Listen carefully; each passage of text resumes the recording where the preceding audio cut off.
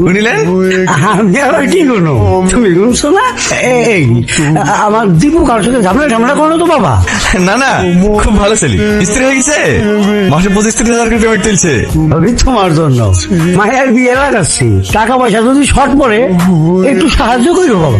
টাকা পয়সা হলে আপনার কথা চিন্তা করতে হবে না, আমি আসি তো, যা দরকার হবে আমাকে বলবেন। ঠিক আছে বাবা, আসি। আর দুটো চাষের খান। না না, আর খাও না, অনেক খাইছি। আসি বৌমা।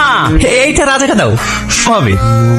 ভাই চালসার গুলো কিন্তু খেতে ভালো, খুব মিষ্টি। এইগুলো না অত বেশি খাসনি, পেট খারাপ করবে। ভাই তোর হাতে কোন টাকা পয়সা আছে? কেন?